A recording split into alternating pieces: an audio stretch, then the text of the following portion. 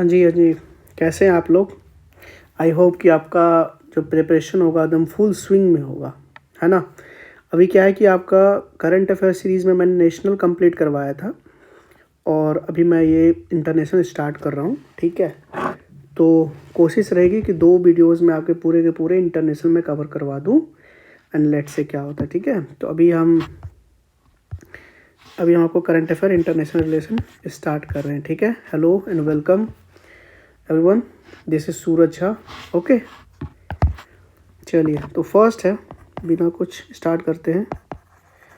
India और UAE का थोड़ा सा रिलेशन है, ठीक है?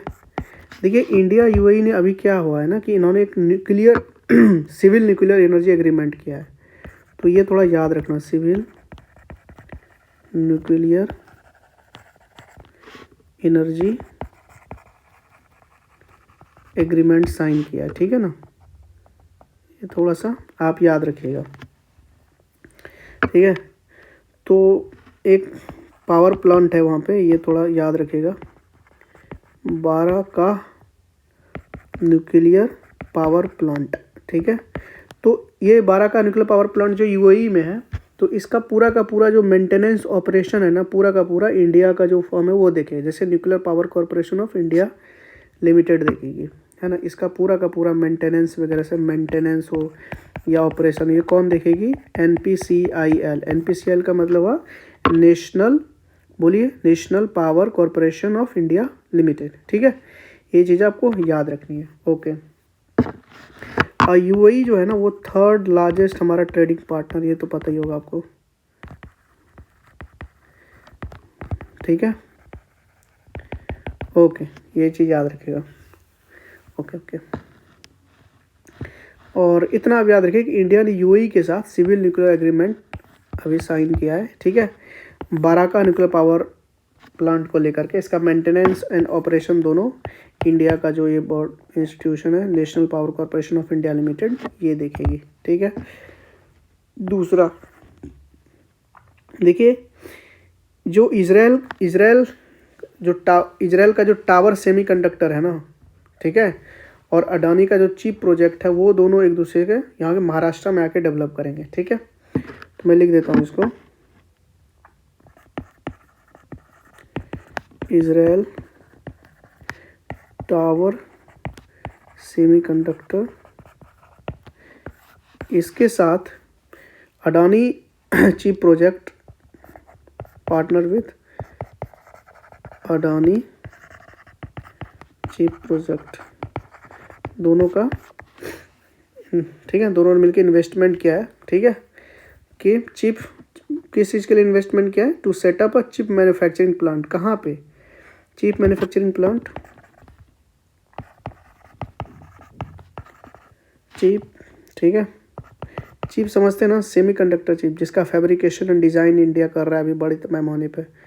चिप मैन्युफैक्चरिंग प्लांट कहाँ पे? ये जगह याद रखिएगा, महाराष्ट्र में, महाराष्ट्र, है ना? $10 बिलियन के आसपास ही है, ठीक है?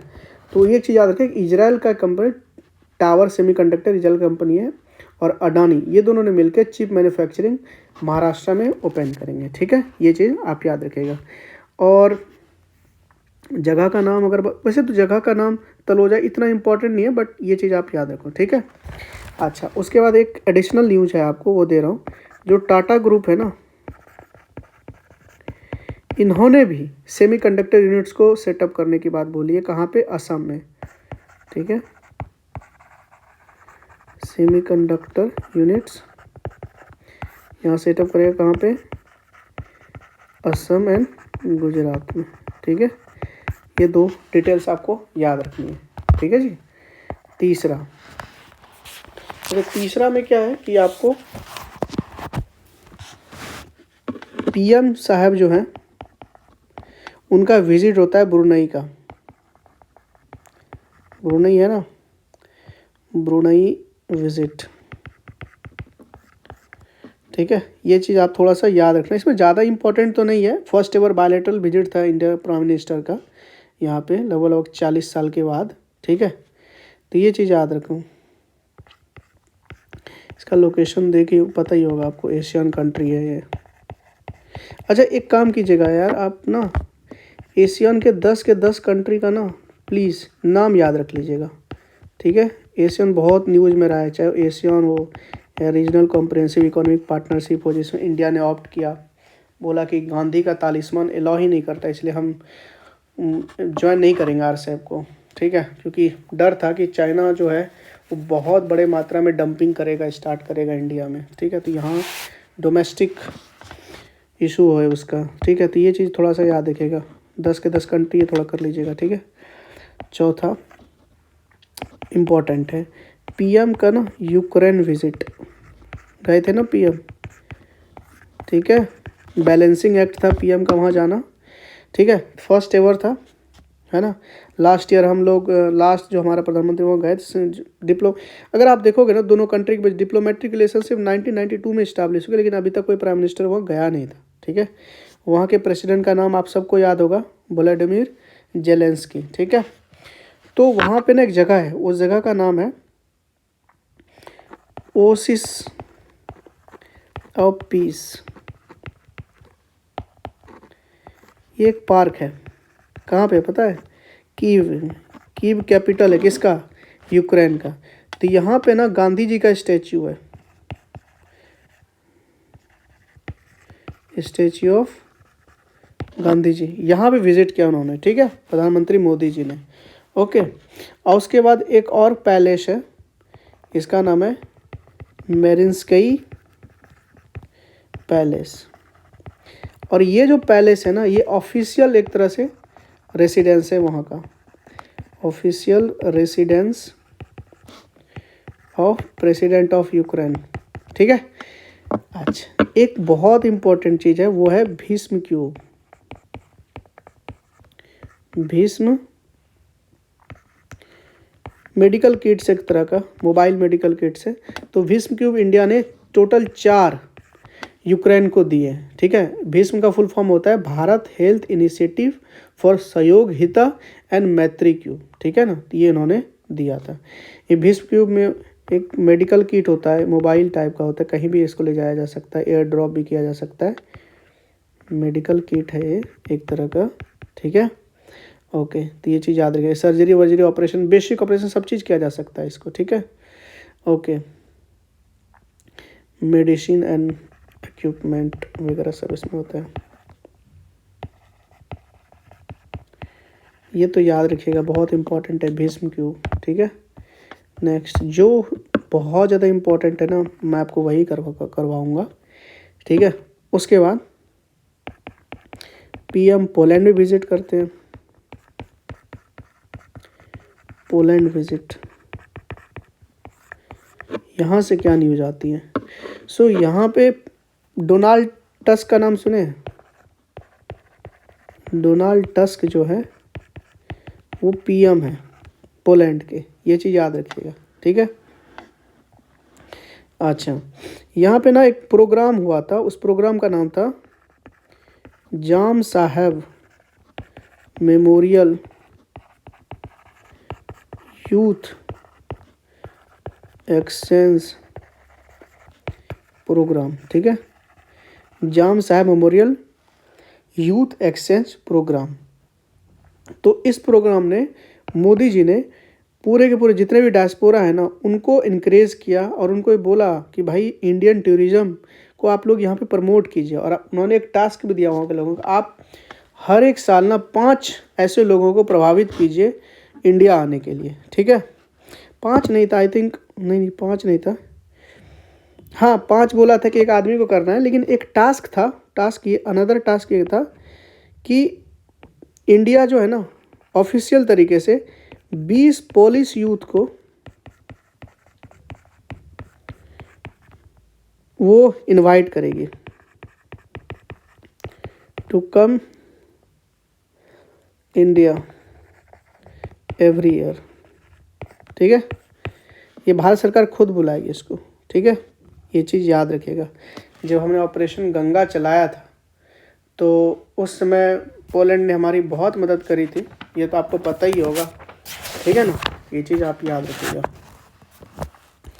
पोलैंड के साथ हमारा रिश्ता बहुत पुराना है, ठीक है, सेकेंड वर्ल्ड वार के टाइम। चलिए आगे बढ़ते हैं, इसमें ज़्यादा नहीं चाहिए।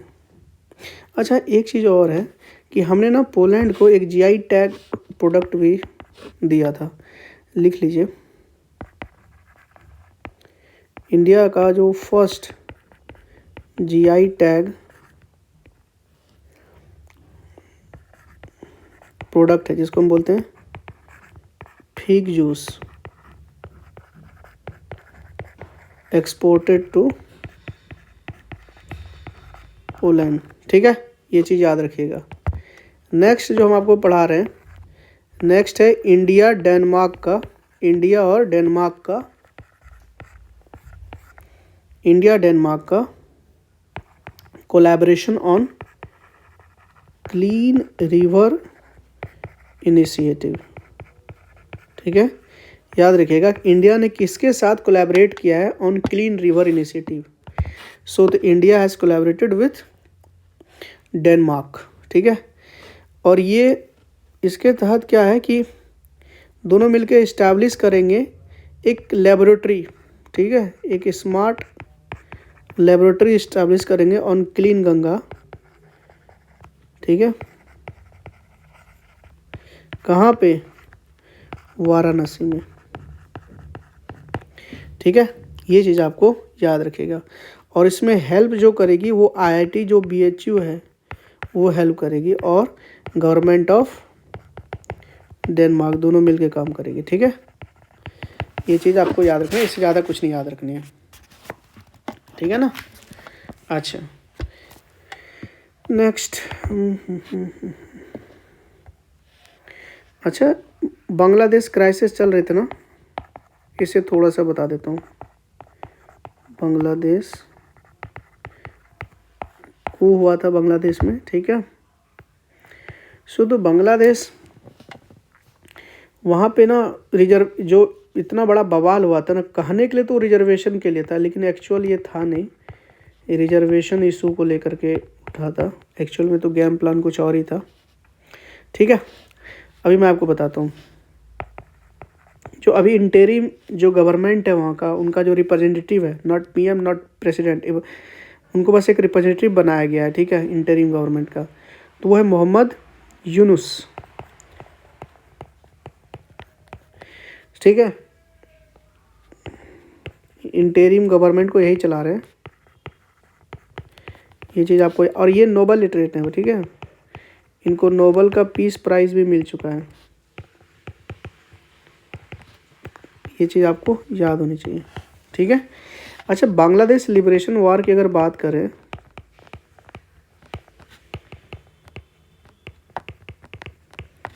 बांग्लादेश लिबरेशन वॉर, आपको क्या क्या पता है बांग्लादेश लिबरेशन वॉर के बारे में, बताइए हमें। वो डेट था 26 मार्च 1971, मार्च वार्च याद नहीं भी रहे तो 1971, तो इसको 1971 वार भी बोलते हैं।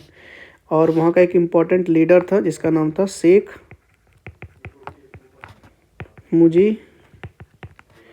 मुजीबुर रहमान, ये याद रखिएगा, इनके कारण ही सारा का सारा बांग्लादेश लिबरेशन वॉर स्टार्ट हुआ था, ठीक है।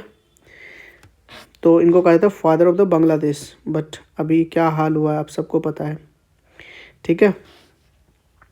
तो इन्होंने ना रिक्वेस्ट करी इंडियन गवर्नमेंट से कि प्लीज़ हमें लिबरेट कीजिए, हमें बचाइए। तो फिर यहाँ की जो the then prime minister of India, the iron lady Indira Gandhi ने स्विफ्टली इंटरवीन किया और बांग्लादेश वॉर स्टार्ट हुआ, ठीक है। और उसके बाद हेल्प करवा के बांग्लादेश को लिबरेट किया फ्रॉम द वेस्ट पाकिस्तान, ठीक है। बांग्लादेश पहले ईस्ट पाकिस्तान हुआ करता था, है ना। तो अभी बांग्लादेश देखिएगा ना, तो टोटल हमारा 5 स्टेट के साथ बॉर्डर टच करता है, 5 स्टेट्स के साथ, ये चीज़ याद रखिएगा। कौन कौन? असम, वेस्ट बंगाल, मिजोरम, मेघालय और त्रिपुरा। सबसे लार्जेस्ट बाउंड्री जो है ना, इंटर बाउंड्री इसी के साथ है सबसे, ये चीज़ आपको याद रखनी है, ठीक है। ना चाइना के पास ना इसी के साथ है। और इंडिया ने एक लैंड बाउंड्री एग्रीमेंट भी किया है, और जहाँ तक मुझे याद आ रहा है लैंड बाउंड्री एग्रीमेंट किया है 1974 में। और जहाँ तक मुझे याद आ रहा है कि वो 100 अमेंडमेंट था, जिसके तहत हमने जो इनक्लेव्स थे वो ना एक्सचेंज किए थे। 100 कॉन्स्टिट्यूशनल अमेंडमेंट एक्ट था, ठीक है, 2015 का, जिसमें हमने वो रेटिफाइड किया इसको, ठीक है। ओके, ये हो गया। अभी तो आगे जाना पड़ेगा। अच्छा, कुछ इम्पोर्टेंट चीज़ें बता देता हूँ आपको।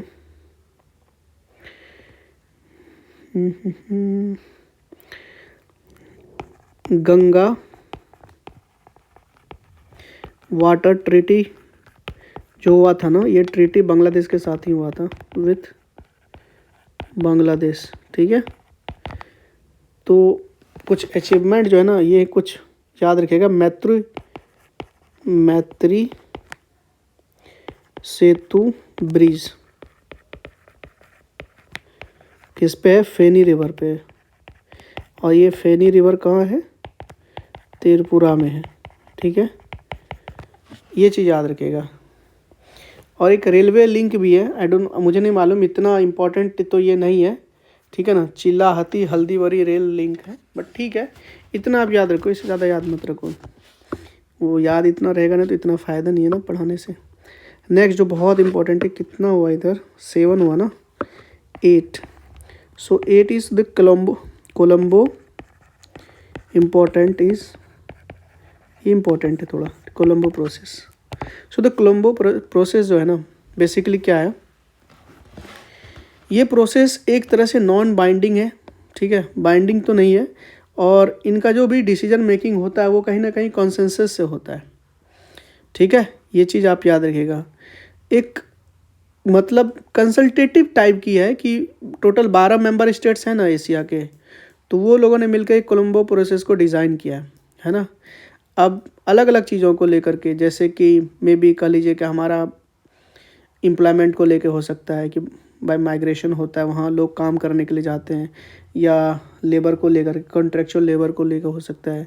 तो कोलंबो प्रोसेस इस चीज़ को लेकर के है, ठीक है ना।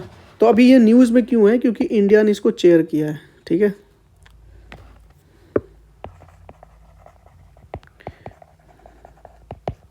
ये चीज़ याद रखिएगा। कोलंबो प्रोसेस में टोटल 12 मेंबर स्टेट्स हैं, एशिया के हैं, ठीक है। फॉर कंसल्टेशन ऑन MGT का मतलब होता है मैनेजमेंट, ठीक है, management of overseas employment and contractual labour, ठीक है ना। मतलब कहने का अर्थ ये है कि जितने भी कंट्री है ना, सही माइग्रेंट वर्कर बहुत है यहाँ पे, एक दूसरे में जाते रहते हैं काम करने के लिए, तो इसलिए कोलंबो प्रोसेस डिज़ाइन किया गया है, बनाया ही है, ठीक है ना, ताकि कोई दिक्कत ना हो, ठीक है, किसी भी चीज़ को लेकर के। और इसी से रिलेटेड कोलंबो कहाँ पे है? ये श्रीलंका में है ना, सो तो कैपिटल है उसका, तो इसी से रिलेटेड है। एक ना इम्पोर्टेंट है कच्छथीवू, नाम सुना होगा आप लोगों ने, कच्छथीवू आइलैंड के बारे में सुना है ना। इंडिया का ही था, हमने दे दिया था उनको। पहले तो हमें ये जानना कि ये है कहाँ। ये है पाक स्टेट में, ना पाक स्टेट कहाँ पे है, ठीक है, ओके।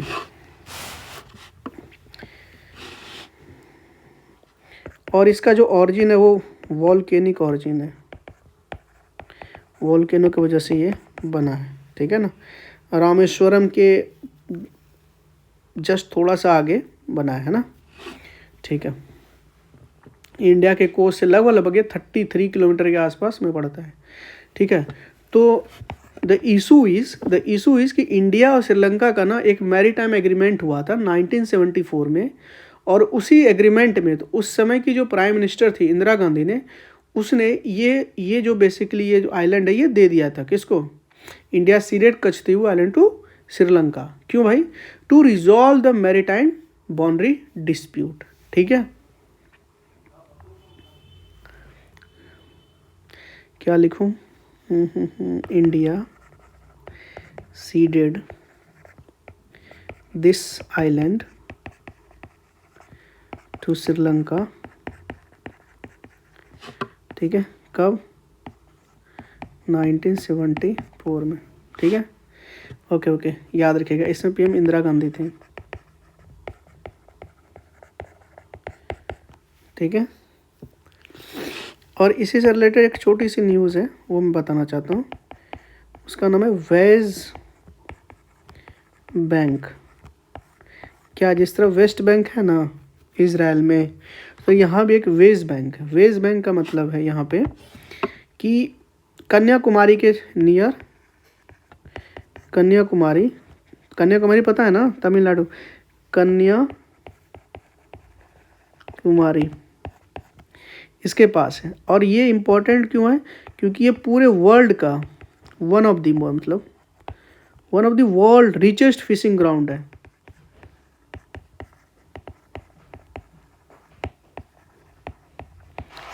ठीक है ना, बिलोंग करता था ये वेस्ट बैंक कच्छतीवु आइलैंड से बिलोंग करता था, बट ये पार्ट उन्हें दिया गया है। ठीक है, ये चीज़ आपको याद रखनी है। ओके, और कुछ, नेक्स्ट कितना, 10। फर्स्ट हिंदू टेम्पल जो है कहाँ पे बनाया गया, बाहर में, फर्स्ट, और वो किसने बनाया है, कहाँ बनाया है, UAE। ठीक है, बाप्स ने बनाया है। ठीक है,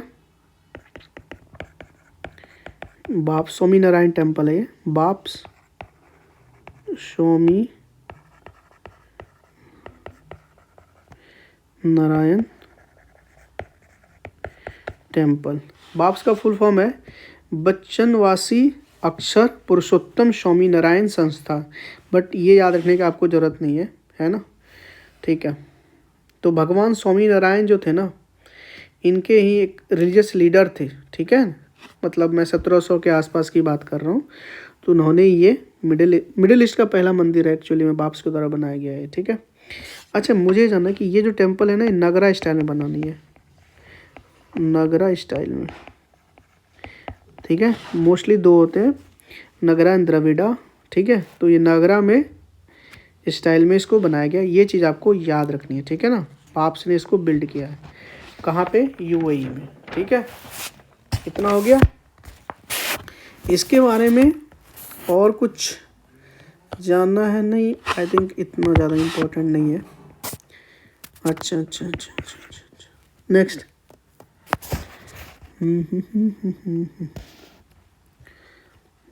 अच्छा UAE से रिलेटेड कुछ और बताता हूँ आपको, UAE से रिलेटेड ये बताता हूँ। अच्छा, ये जो टेम्पल है ना, ये जो टेम्पल है पिंक सैंडस्टोन से बनाया गया है। वैसे इम्पोर्टेंट तो नहीं है, फिर भी चलो कोई नहीं। एक वॉल ऑफ हारमोनी बनाई गई है, वॉल ऑफ हारमोनी। और ये जो वॉल ऑफ हारमोनी है ना, ये one of the largest 3D printed wall है इन UAE, और ये मंदिर में यूज़ हुआ है। ठीक है, ये चीज़ याद रखेगा।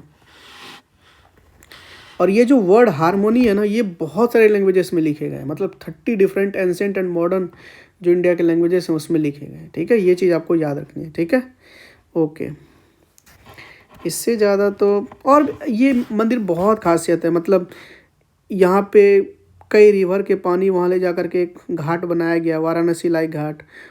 ठीक है, मतलब बहुत अच्छे से बनाया गया, बट इतना अंदर जाने की ज़रूरत नहीं है। Dome of harmony, dome of peace, तो ये सब वहाँ उस मंदिर में सब है, डॉम ऑफ हारमोनी। बस आप इतना याद रखो कि डॉम ऑफ पीस, इतना याद रखिए कि जो फर्स्ट हिंदू टेम्पल है वो पूछा जा सकता है कि बाप्स ने बनवाया, कहाँ बनवाया, तो वो यूएई में बनवाया। या फिर ये भी पूछा सकता है कि फर्स्ट हिंदू टेम्पल यूएई में बना है, वो किसने बनाया है, बाप्स ने बनवाया। तो इस्कॉन भी देने लगते हैं कभी कभी, ऑप्शन में बहुत सारे देते हैं ना, ठीक है। तो वो चीज़ आपको थोड़ा याद रखना है, ठीक है। उसके बाद नेक्स्ट हमारा है 12 नंबर, ठीक है। शायद आपको थोड़ा इसके गेलफू प्रोजेक्ट के बारे में पढ़ाया था ना, भूटान के साथ, ठीक है। वो तो शायद मैंने जहाँ तक मुझे याद आ रही है, शायद मैंने आपको पढ़ा दिया है, ठीक है। सो भूटान से रिलेटेड थोड़ा सा और देख लीजिए आप। इम्पोर्टेंट तो वैसे वही था, ठीक है ना। देखिए, एक रेलवे बनाया गया connecting Gelephu in Bhutan to Kokrajhar. ये कोकराझार कहाँ है, असम में है कोकराझार, ठीक है। ये चीज़ है, ठीक है, ये चीज़ याद रखिए। और दूसरा चीज़ है, ये है कि एक ना हाइड्रो पावर प्रोजेक्ट हुए जिसका नाम है पुनात संगछु। क्या है, पुनत संगछु सेकेंड हाइड्रो पावर प्रोजेक्ट। अब ये कितने का है वो सब जानना जरूरी नहीं है, कितने मेगावाट का, वैसे 10-20 मेगावाट का है। 10-20 मतलब 1020, ठीक है। बट वो याद नहीं रखना, ये टर्म याद रखोगे, पुनत संगछु जो हाइड्रो पावर प्रोजेक्ट है वो इंडिया ने किसके साथ मिलके बनाया है, तो भूटान के साथ मिलके बनाया। और गेलेफू और कोकराझार में जो एक रेलवे कनेक्शन है वो किसके साथ, अब गेलफू आपको याद होगा क्योंकि गेलफू इंफ्रास्ट्रक्चर जो लैंड वहाँ पे एक बिल्ड करने की जो एक SEZ जो स्पेशल इकोनॉमिक जोन बनाया जा रहा है भूटान में, अगर वहाँ वो याद होगा तो ये आपको ऑलमोस्ट याद करने की ज़रूरत ज़्यादा नहीं पड़ेगी, ठीक है। ओके। अच्छा, ये जो 2+2 डायलॉग होता है दो कंट्री के बीच में बायलैटरल, तो ये 2+2 मतलब समझते हैं ना कि 2 मिनिस्टर्स एक कंट्री का होता है, 2 मिनिस्टर किसी और कंट्री का होता है। तो एक बताइए उसे कौन कौन से मिनिस्टर होते हैं, बताऊं क्या, चलिए आपको बताते हैं। इंडिया 2+2 मिनिस्ट्रियल डायलॉग, ठीक है। सो इसमें 2 मिनिस्टर होते हैं, एक तो डिफेंस मिनिस्टर होंगे, ठीक है, और एक जो सुब्रमण्यम जयशंकर है वो क्या है, फॉरेन मिनिस्टर है। तो ये 2 मिनिस्टर होते हैं 2+2 डायलॉग में, ये याद रखिएगा, ठीक है। अभी 2+2 डायलॉग इंडिया ने US के साथ करी थी, तो उस US के साथ में जो आउटकम आया ना वो एक्चुअली मैं बताना चाहता हूँ। तो हमारा भी नेगोशिएशन चल रहा है US के साथ on MQ-9B unmanned aerial vehicles को लेकर के और F414 जेट इंजन को लेकर के। तो याद रखिएगा कि जो MQ-9B जो है UAV है, किसके साथ हमने बात हो रही है, हम किससे कहाँ से इंपोर्ट करने की बात कर रहे हैं, तो ये US का है, ठीक है, या F414 का, ये आपको थोड़ा सा ना याद रखना। उसके बाद हमने जस्ट थोड़ा दिन पहले एक एग्रीमेंट साइन किया था और इसी के अंदर ये MQ-9B और 414 जेट इंजन की बात हो रही है। वो एग्रीमेंट का नाम है सोसा agreement.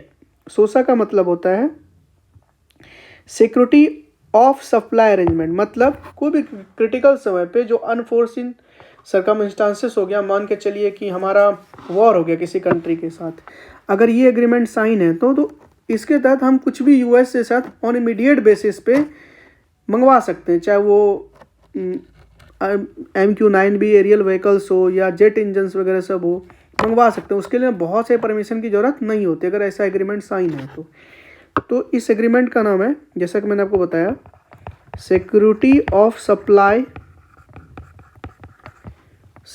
Supply arrangement, SOSA agreement sign किया। उसके बाद एक चीज़ और है बहुत इंपॉर्टेंट है, इंडस एक्ट। ये INDUS X India US defence industrial ecosystem को लेकर के है, ठीक है, ताकि हमारे दोनों कंट्री के बीच में ना जो हमारी एक स्ट्रेटजिक टेक्नोलॉजी का पार्टनरशिप है ना, उसको कहीं ना कहीं और बल दें, उसको कहीं ना कहीं और एक्सपेंड करने की ज़रूरत है। तो उसके लिए हम एक और साइन किए किसके साथ, यूएस के साथ, इंडिया यूएस के साथ, India US defence industrial ecosystem. उसके साथ साथ हम स्पेस के सेक्टर में यूएस के साथ आईसीटी भी डेवलप कर रहे हैं। आईसीटी का मतलब होता है क्रिटिकल एंड इमर्जिंग टेक्नोलॉजी से, ठीक है, साइंस एंड टेक्नोलॉजी के फील्ड में। ये भी हम यूएस के साथ ही कर रहे हैं, ठीक है, क्रिटिकल एंड इमर्जिंग। अच्छा ना, मुझे ना याद आ रहा है, इंडिया ने कुछ टाइम पहले ना एक लिस्ट जारी किया था 30 क्रिटिकल मिनरल्स का। तो एक बार ना वो देख लीजिएगा कि 30 क्रिटिकल मिनरल्स का एक लिस्ट देख लीजिएगा, ठीक है। क्वेश्चन इस तरह से बन सकता है कि इंडिया जो रिसेंटली रोल आउट किया है 30 क्रिटिकल मिनरल्स को, उसमें से कौन से क्रिटिकल मिनरल्स नहीं है। मोस्टली आपको याद ही होगा, सिलिकॉन, लिथियम, जर्मेनियम, प्लेटिनम, ये सब होते हैं कुछ, जो वो देख लीजिएगा थोड़ा, एक बार लिस्ट एक बार ना गो थ्रो कर लीजिएगा प्लीज़ उसको, ठीक है। ऑल राइट, इतना हो गया, 13 हो गया ना। अब ये तो आपका मेजर खत्म हो गया। अब नेक्स्ट मैं आपको बताता हूँ, नेक्स्ट में कुछ समिट्स बता देता हूँ आपको।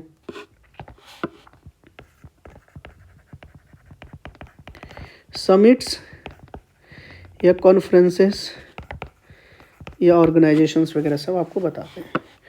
तो सबसे पहला मैं आपको ब्रिक्स ही बताऊंगा, जो बहुत इम्पोर्टेंट है, ठीक है, ओके। तो इस बार का ब्रिक्स 2024 जो हो रहा है वो कजान में हो रहा है, ये याद रखिएगा। कजान कहाँ है, रसिया में है, ठीक है, याद रखिएगा, ओके, ठीक है। तो यहाँ पे इंडिया ने जो रिप्रेजेंट किया है, ठीक है ना। अच्छा, एक ना ब्रिक्स को लेकर के एक लिटरेचर फोरम भी हुआ था, बट लिटरेचर फोरम इतना ज़्यादा इम्पोर्टेंट है नहीं, ठीक है। ब्रिक्स का जो मेन मीटिंग होता है ना, वो चीज़ आपको जाननी पड़ेगी ना, ठीक है, ये याद रख लिया आपने। बाकी जो इम्पोर्टेंट और भी है वो मैं आगे बता दूंगा। अब जो रिसेंट एक कंट्री है अल्जेरिया, उन्होंने ज्वाइन किया है ब्रिक्स का न्यू डेवलपमेंट बैंक को,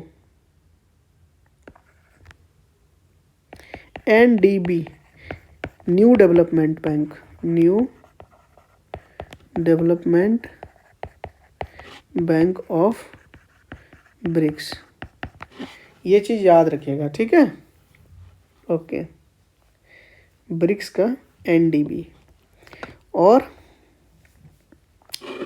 कजान रसिया में हो रहा है, तो इस बार हेड जो कर रहा है प्रेसिडेंट ऑफ रसिया जो है व्लादिमीर पुतिन साहब, वही कर रहे हैं, ठीक है। अच्छा, मोटो वोटो, आई डोंट थिंक कि मोटो इतना ज़्यादा इम्पोर्टेंट है, ठीक है। ब्रिक्स से लेके थोड़ा सा ना एक्स्ट्रा न्यूज़ दे देता हूँ आपको। ब्रिक्स देखो, कुछ कंट्री जो थे उन्होंने ज्वाइन किया था ब्रिक्स को। ब्रिक्स समझ रहे हैं ना, ब्रिक्स जैसे मैं लिखता हूँ तो ब्राज़ील, रसिया, इंडिया, चाइना, साउथ अफ्रीका, ये टोटल पहले तो ब्रिक ही था, बाद में साउथ अफ्रीका भी ऐड हुआ, ठीक है। तो अभी 1 2 3 4 5 कंट्री और मोस्टली अभी हैं, लेकिन अभी और ऐड हुए हैं, ठीक है। तो कुछ कंट्री ऐड हुए हैं, जैसे इजिप्ट। देखिए अल्जेरिया जो है ना, अल्जेरिया ये ऐड नहीं हुआ, ये न्यू डेवलपमेंट बैंक को ज्वाइन किया है, ठीक है। इजिप्ट, इथोपिया, ठीक है, इसको याद करने का मैं तरीका ही बता दूंगा, डोंट वरी। उसके बाद ईरान, सऊदी और यूएई। देखिए ये दोनों तो आपस में भाई हैं, ईरान सऊदी जस्ट बगल बगल में, तो ये दोनों आएंगे। ईरान के अच्छा रिलेशन है किसके साथ, चाइना के साथ, और इसके साथ रसिया के साथ। तो और ईरान जो है वो एनर्जी को लेकर के एक की सप्लायर है, तो ईरान का होना बहुत ज़रूरी है। इथोपिया और इजिप्ट का होना भी बहुत ज़रूरी है, क्योंकि इजिप्ट का जो लोकेशन है वो बहुत इंपॉर्टेंट है। यहाँ भी oil and other critical minerals यहाँ बहुत है, इथोपिया में भी। तो इजिप्ट, इथोपिया ये तो है, इसको एक जैसा याद रखो। सऊदी, यूएई एक, और ईरान है बीच में।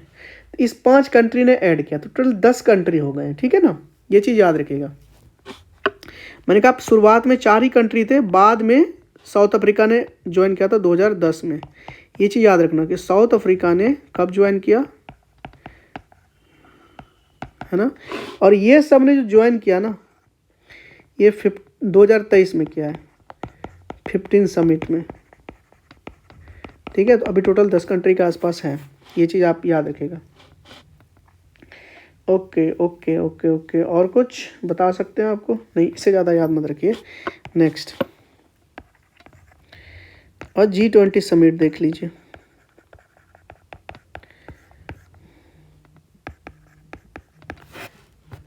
G20 समिट 2024 का, 2023 का तो भारत ने मेज़बानी की थी। इस बार कौन कर रहा है? ट्राई को आपको पता ही होगा। रियो दी जेनेरियो, रियो दी जेनेरियो कहाँ पे? ये ब्राज़ील में, ठीक है, समझ रहे हैं। देखिए अभी जब इंडिया कर रहा था ना, तो ट्राई का ऐसे था, ये रहा इंडिया था, 2023 की बात कर रहा हूँ। इसके पहले इंडोनेशिया कर रहा था, किया था, और इंडिया के बाद ब्राज़ील, इस तरह ट्राई का था G20 ट्राई का।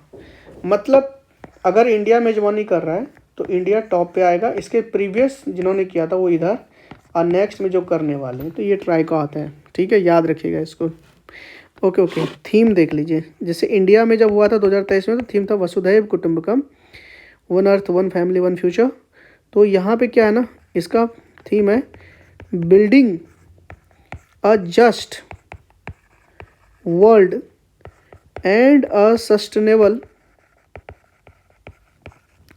प्लानेट, ठीक है। एक जस्ट वर्ल्ड बनाएंगे और एक सस्टेनेबल प्लानेट बनाएंगे, ये आपका है। अच्छा एक चीज़ मुझे बताइए, अभी G20 में ना, अगर मैं G20 बोल रहा हूँ, समझिएगा ध्यान से, तो अभी G20 में 19 कंट्री हैं और एक ग्रुपिंग है यूरोपियन यूनियन का। बट आपको पता है कि इंडिया ने अफ्रीकन यूनियन को भी ऐड करवाया था, ठीक है ना। तो अब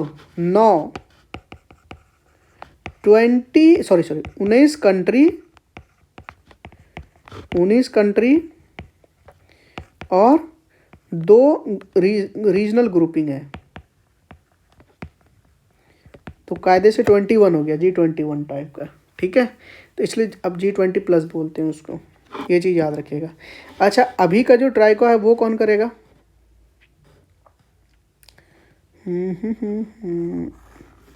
देखिए अभी ब्राज़ील कर रहा है ना, तो ब्राज़ील यहाँ आएगा। इसके पहले इंडिया ने किया था। अब ब्राज़ील के जो बाद करेगा ना 2025 में, वो साउथ अफ्रीका करेगा, ये याद रखिएगा। नेक्स्ट, ये भी इम्पोर्टेंट एक तरह से, 2025। और जो 2026 में करेगा वो US करेगा, ठीक है। ओके, ये चीज़ याद रखिएगा, ठीक है। नेक्स्ट जो हम आपको बताएंगे, अच्छा ये जो वासुदेव कुटुंबकम जो हमारा वो था, थीम था, तो वो वसुधैव कुटुंबकम एक एंशियंट संस्कृत टेक्स्ट से लिया गया, वो आपको शायद पता होगा, महाउपनिषद है ना, वहाँ से हमने उसको लिया है। तो वो थोड़ा सा आप याद रखना, ठीक है ना। बाकी कोई नहीं, उसमें टोटल 7 पीटल्स थे ना, तो जो 7 पीटल्स थे लोटस के, मतलब पत्तियाँ जिसको बोलते हैं आप, लोटस कमल के, उस 7 का मतलब है कि 7 कंटिनेंट को वो डेमोन्स्ट्रेट कर रहा है, ठीक है, ठीक है। एंड 7 जो आपका राग होता है सारे गामा पाधानी से, तो 7 यूनिवर्सल म्यूजिकल नोट जो होते हैं, या इंग्लिश में भी जो होते हैं 7, वो, ठीक है, वो याद रखिएगा। और ये चीज़ थोड़ा सा ज़्यादा है नहीं, बट इतना तो याद रखिए। नाउ G20 जो है बिकम्स G21, ओके। क्यों? African union. अच्छा एक चीज़ मैं आपको बताऊं, जो अफ्रीकन यूनियन, सॉरी कहाँ है ये, अफ्रीकन यूनियन में ना टोटल 55 कंट्री हैं, ठीक है, ठीक है। और मैं बताऊं तो कंट्री मामले में जो सबसे बड़ा जो कंटिनेंट है वो अफ्रीका ही है, ठीक है, उसके बाद एशिया आता है, ये चीज़ याद रखिएगा। चलिए, ग्लोबल बायोफ्यूल अलायंस जो है वो G20 जब हो रहा था, अच्छा इंडिया वाला G20 थोड़ा सा बता ही देता हूँ। तो जब इंडिया G20 कर रहा था ना, तो हमने बहुत सारे इनिशिएटिव लिए थे, जैसे ये ग्लोबल बायोफ्यूल अलायंस हमने बनाया था, ठीक है। तो ग्लोबल बायोफ्यूल अलायंस में टोटल 9 कंट्रीज़ थे। उसके बाद हमने आईमैक भी बनाया था, ये बहुत इंपॉर्टेंट है। आईमैक का मतलब होता है इंडिया, मिडिल ईस्ट, यूरोप, ठीक है, इकोनॉमिक कॉरिडोर। और ये जो आईमैक है ना, एक कॉरिडोर होके जाएगा इंडिया से, वो मिडिल ईस्ट से होके गुजर के यूरोप पहुंचेगा, यूरोप, ठीक है, वो चीज़ें हैं। सो ये पार्ट है लार्जर इनिशिएटिव का, जिसका नाम है PGII। इसका मतलब होता है partnership for global infrastructure and investment, ठीक है, ओके। इसमें ये जो आईमैक कॉरिडोर है, ये रेल और रोड दोनों, सी लाइन से होके भी जाएगा और रोड से भी होके जाएगा। रोड मतलब रेलवे होके जाएगा, ठीक है, ये चीज़ याद रखिएगा, ठीक है। उसी से रिलेटेड था कि ये एक हाइफा पोर्ट के बारे में आपने सुना होगा ना, अडानी इसको देख रहा है, अडानी, इंडिया का अडानी, और ये इजराइल में है हाइफा पोर्ट, ठीक है, ये चीज़ आप याद रखिएगा। उसके बाद जो नेक्स्ट है, हमने इसमें बहुत बता दिया आई थिंक। इस बार जो क्वाड समिट है उसको लेकर के, कितना नंबर है, 2 हुआ ना, 3। इस बार क्वाड समिट आपको पता ही होगा कहाँ हुआ था, USA में हुआ था, ठीक है, ओके। USA के विल्मिंगटन में हुआ था, ये चीज़ आप याद रखो। और जो नेक्स्ट होगा ना 2025 वाला, वो इंडिया होगा, इंडिया करेगा। अभी जो 2024 वाला है वो USA ने क्वाड, अच्छा क्वाड का मतलब समझते हैं ना, एक क्वाड एक ग्रुपिंग है 4 कंट्री का, समझ गए। इसको बोलते हैं इंटर पार्लियामेंट्री वर्किंग ग्रुप भी बनाया गया है। क्वाड एक, देखिए वैसे तो कहने के लिए कि क्वाड को बनाया गया था चाइना को कंटेन करने के लिए, ठीक है, बट एज सच क्वाड जो है ना, मतलब एक तरह का सिक्योरिटी कम्युनिटी तो है नहीं, जिस तरह NATO है या बाकी है, इससे एक तरह का फॉर्मल है।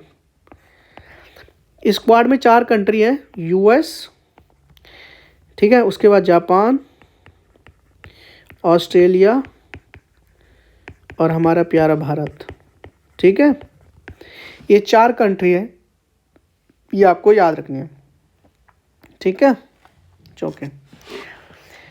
इसी से रिलेटेड ना एक नाम और है, अब वो नाम क्या है, उसको क्वाड नहीं बोलते हैं, उसको बोलते हैं स्क्वाड,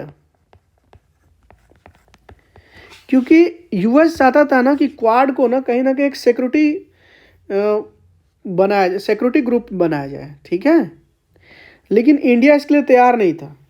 तो क्या किया, इंडिया को ना इस चीज़ से हटाया गया। तो अभी क्या है, इंडिया के जगह में फिलीपींस को डाल दिया गया, ठीक है, क्योंकि इंडिया कभी वॉर नहीं चाहता, अभी चाइना से तो बिल्कुल वॉर नहीं चाहता इंडिया, ठीक है। और US का लार्जर प्लान गेम यही है कि किसी तरह ना किसी से भी चाइना का ना एक युद्ध करवा दें। एक बार चाइना युद्ध में गया तो फिर चाइना नीचे ही जाते जाएगा। तो लार्जर गेम प्लान US का यही है कि चाइना को ना कभी किसी ना किसी वॉर में हम धकेल दें। तो इसीलिए इंडिया जो थोड़ा रेस्ट्रेंट दिखाता है कि क्वाड को ना ज़्यादा फॉर्मलाइज ना करें, एक सिक्योरिटी ग्रुप ना बनाए। तो इसीलिए इन लोगों ने मिलकर के क्या किया, एक नया ग्रुप बना दिया, स्क्वाड। इस स्क्वाड में भी ये सेम 3 कंट्री हैं, US है, जापान है, उसके बाद ऑस्ट्रेलिया है, और एक इंडिया के जगह पे फिलीपींस है, क्योंकि बहुत खतरा है फिलीपींस को। फिलीपींस ये याद रखिएगा, है ना, क्वाड और स्क्वाड, ठीक है, पूछा जा सकता है। उसके बाद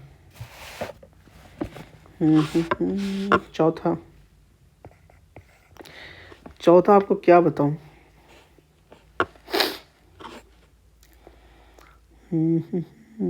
India Singapore ministerial round table conference बता सकते हैं आपको, बट एज इतना ज़्यादा इम्पोर्टेंट ये है नहीं, ठीक है। अच्छा हमें ये बताइए कि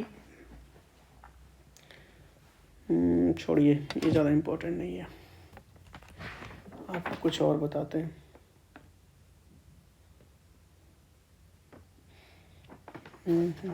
अच्छा हाँ, यूनेस्को का ना एक बहुत इम्पोर्टेंट है अभी, यूनेस्को वाला आपको बताते हैं।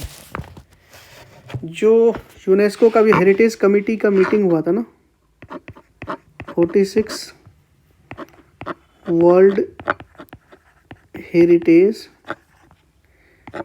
कमेटी मीटिंग, ठीक है। सो ये हुआ था, इंडिया ही कर रहा था इसको, ठीक है, इंडिया ही कर रहा था भारत मंडपम में, ठीक है।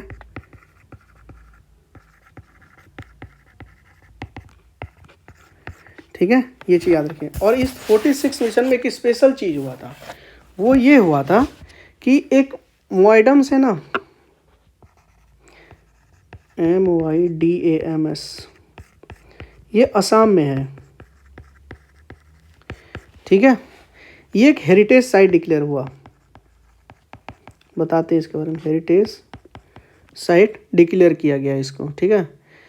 और ये इसको जो टर्म दिया गया ना, फर्स्ट कल्चरल साइट है असम से बेसिकली ये। और ये जो मोइडम्स है, ये कुछ नहीं है, ब्यूरल माउंट्स हैं, यहाँ पे लोगों को दफनाए जाते थे। सो सी is a sacred burial mound. और ये किस डायनेस्टी से बिलोंग करते हैं? अहोम किंगडम से, ठीक है। ओके, ये चीज़ आपने याद रखनी है। ये यूनेस्को का है, UNESCO, ठीक है। ये चीज़ आपको याद रखनी है, ठीक है। तो this is the third world heritage property from Assam. Assam में बाकी पहले काजीरंगा भी हैं और मानस हैं, ये 2, और ये तीसरा मोइडम्स। तो असम से टोटल 3 हेरिटेज साइट्स तो यूनेस्को का हो गया, ठीक है। ये चीज़ें आपको याद रखनी है। नेक्स्ट, अभी जगह नहीं है तो आगे करना पड़ेगा। अच्छा, इंटरनेशनल लेबर कॉन्फ्रेंस अभी हुआ है, कहाँ हुआ है बताइए? इंटरनेशनल लेबर, बस इसके बारे में ज़्यादा नहीं जानना, ये हुआ कहाँ है वो बता दीजिए। ये हुआ था जेनेवा, स्विट्ज़रलैंड में। ये चीज़ को आपको याद रखना है, ठीक है। ये छोटा छोटा चीज़ मैं बता रहा हूँ। उसके बाद UN वाटर कन्वेंशन हुआ था, इसको एक नए कंट्री ने ज्वाइन किया है, उस कंट्री का नाम है Ivory Coast. Ivory Coast joint, है ना। ये चीज़ आपको याद रखना है। और ये जो कन्वेंशन है 1992 का UN का कन्वेंशन है, ठीक है। उसके बाद एक छोटा सा चीज़ और है, वो ये है कोलंबो सिक्योरिटी कॉन्क्लेव को लेकर के। So the Colombo security conclave को लेकर ना बांग्लादेश इसमें ऐड हुआ है अभी। पहले कौन था? पहले इस कॉन्क्लेव में इंडिया थे, श्रीलंका था, मॉरिशियस थे और मालदीव्स था। इंडिया श्रीलंका पास हो गया, और देखिए ना, इंडिया श्रीलंका हो गया क्योंकि कोलंबो है, तो कोलंबो श्रीलंका में, तो श्रीलंका पार्ट तो होगा ही। इंडिया पार्ट है, लार्जर पूरे के पूरे इस ग्रुप में इंडिया ही तो लीड है, इंडिया तो होगा ही होगा।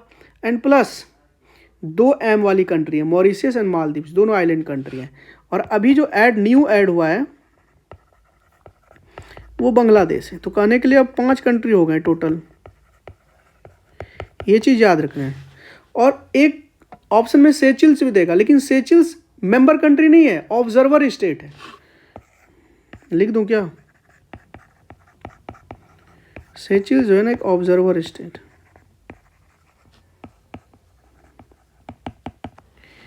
और ये जो ये मैरीटाइम को लेकर के है, ठीक है, मैरीटाइम ट्राइलेटरल शुरुआत में था। कहने के लिए सच बताऊं, इंडिया, श्रीलंका, मालदीव्स ही थे, मॉरिशियस को बाद में ज्वाइन किया गया क्योंकि इसका इंपॉर्टेंस है, जगह इंपॉर्टेंट है, स्ट्रेटजिक लोकेशन है, इसको ऐड किया गया, और बांग्लादेश को भी रिसेंटली ऐड किया गया है। तो शुरुआत में तो ये ट्राइलेटरल मैरीटाइम सिक्योरिटी ग्रुपिंग ही था, इंडिया, श्रीलंका और मालदीव्स का। Later on Mauritius way joined and अभी हाल में बांग्लादेश ज्वाइन किया। तो मैरीटाइम सिक्योरिटी ग्रुपिंग है ये, इतना आप याद रखिए, ठीक है। नेक्स्ट छोटा छोटा करके मैं आपको बता रहा हूँ। उसके बाद G7 लीडर समिट हुआ है अभी। पहली बात तो हमें ये बताइए आप, इस G7 में ना बड़े बड़े कंट्री सब हैं, जो हाईली एडवांस्ड कंट्री है ना वो सब है। कैसे याद करना है, देखिए मैं करवाता हूँ। USA हुआ, USA UK, USA UK। उसके बाद और पावरफुल कंट्री कौन हो सकता है, जापान है ना। उसके बाद कौन होगा, फ्रांस, ठीक है। उसके बाद USA के जस्ट ऊपर पे कौन है, कनाडा, तो कनाडा।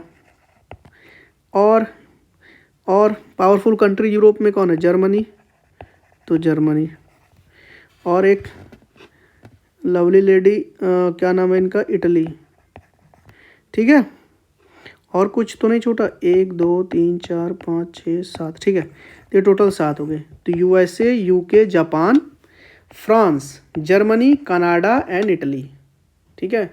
एक आई ग्रुपिंग भी है इनका, ठीक है, उसमें ऑस्ट्रेलिया है, ठीक है ना। उसमें शायद जो 5 आई ग्रुपिंग है ना, जिसको हम 5 आई बोलते हैं ग्रुपिंग, आई थिंक उसमें US है, कनाडा है, UK है, ऑस्ट्रेलिया है, ये 4 तो है। एक और मैं कंफर्म नहीं हूँ, लेकिन आई थिंक जापान होनी चाहिए, एक बार देख लीजिएगा जी, ठीक है, ये देख लीजिएगा प्लीज़। ओके। नेक्स्ट, तो ये अभी जो ये G7 का लीडर समिट हुआ है ना, बताइए कहाँ हुआ है, बताइए। इसमें इंडियन प्राइम मिनिस्टर ने भाग लिया था। ये इटली में हुआ है, ठीक है, ये चीज़ आपको याद रखनी है, ठीक है।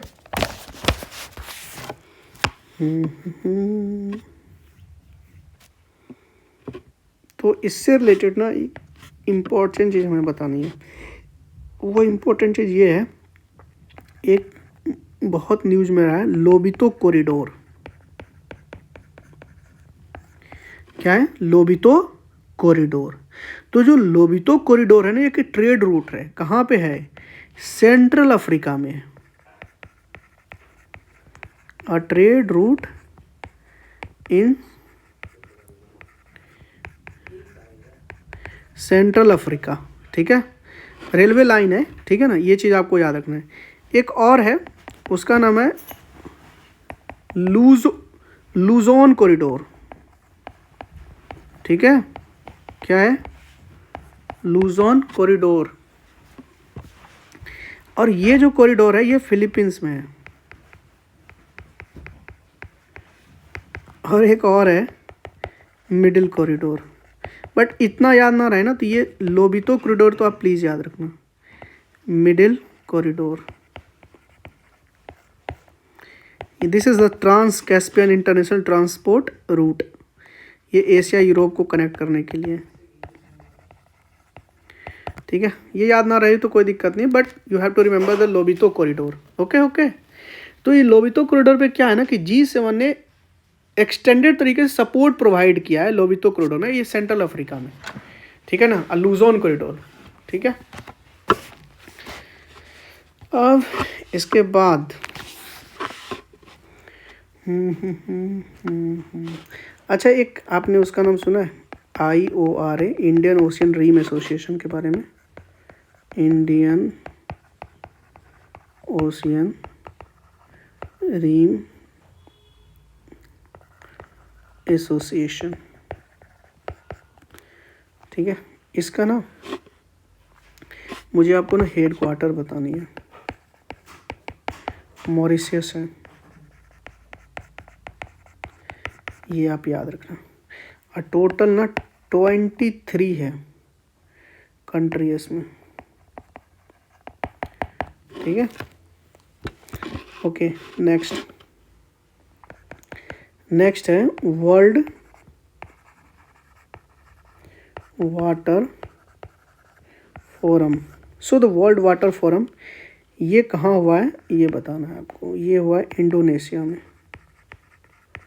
याद रखिएगा इसको, ठीक है। और इसका जो थीम है, the theme is water for the shared prosperity. Water for shared.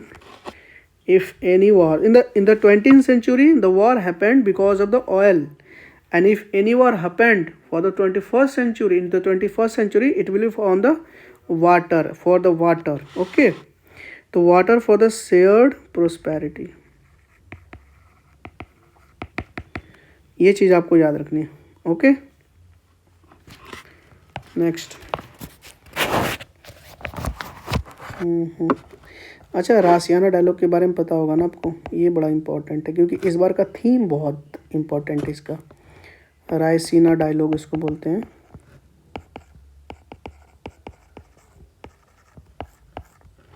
So the Raisina dialogue जो है, ये जो एक फाउंडेशन है जिसका नाम है ORF, आप लोग पढ़ते भी होंगे इसमें, ऑब्जर्वर रिसर्च फाउंडेशन। ये दिल्ली बेस्ड एक थिंक टैंक बॉडी है और ये राशन डायलॉग को करवाता ये है, और साथ में इनको सपोर्ट प्रोवाइड किया जाता है मिनिस्ट्री ऑफ एक्सटर्नल अफेयर्स से।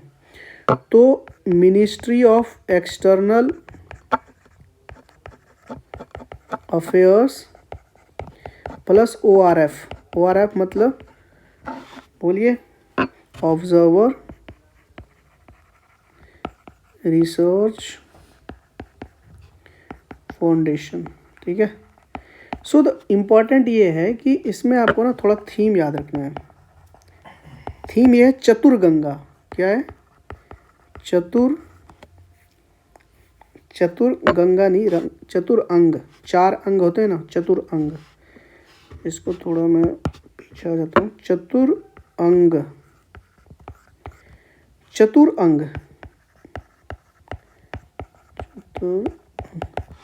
चतुरंग में 4 C है। एक है कॉन्फ्लिक्ट, कंटेस्ट, कोऑपरेट, और जब आपने कोऑपरेट कर लिया तो क्रिएट भी कर लीजिए। सो दिस, तो conflict, contest, cooperate and create, ये 4 हैं। तो ये 4 हमारे 4 चीज़ों को रिफ्लेक्ट करते हैं। सर्वे भवन्तु सुखिनः।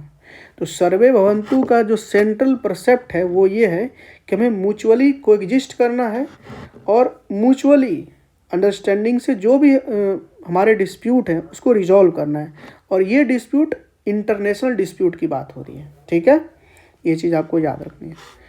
उसके बाद जो नेक्स्ट है, अच्छा ये दिल्ली में होता है,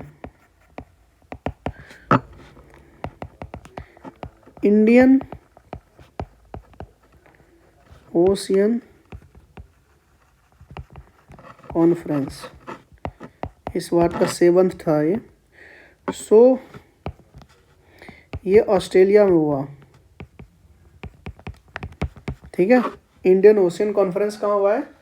ऑस्ट्रेलिया में। थीम ऐसा नॉट इम्पॉर्टेंट बट ठीक है, कोई नहीं। Towards a stable and sustainable Indian ocean. क्या है theme? Towards a stable and sustainable Indian ocean, ठीक है। और इसको एड्रेस करने के लिए हमारे, आपको पता भी होगा, जयशंकर साहब गए थे। जयशंकर लिख देता हूँ, साहब अटेंडेड, ठीक है, याद रखिएगा। अब नेक्स्ट बहुत इम्पोर्टेंट है, नेम समिट कहाँ हुआ है?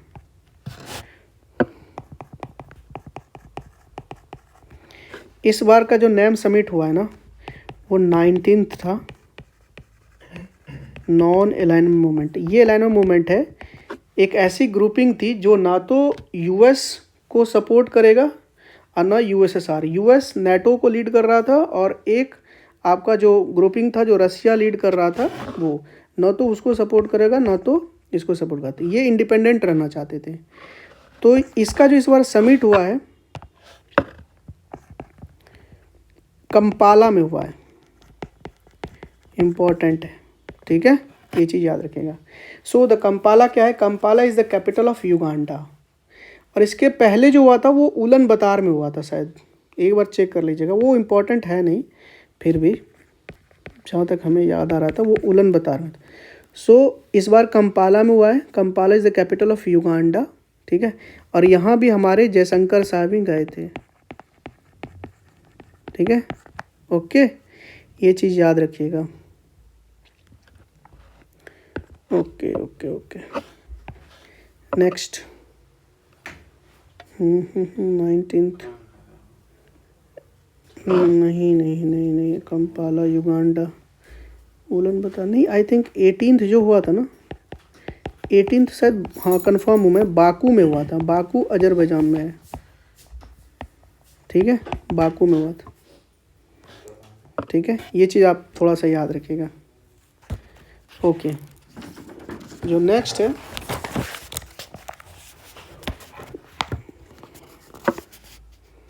नेक्स्ट इतना ही रहने देते हैं, आई थिंक 1 घंटे का तो लेक्चर हो गया होगा ना, इतना रहने देते हैं, ठीक है, आप इतना कीजिए। इसके बाद कुछ जो रिपोर्ट्स वगैरह सब है ना, वो मैं आपको रिपोर्ट्स करवा दूंगा, ठीक है, थोड़े बहुत, जैसे ग्लोबल जेंडर गैप रिपोर्ट है या पीस इंडेक्स वगैरह सब, जो रिपोर्ट्स वगैरह सब है, सीपरी विपरी, ये सब करवा दूंगा आपको, ठीक है।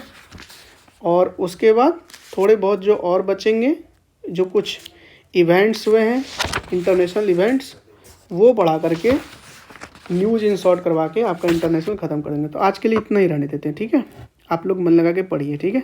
All the very best, bye bye.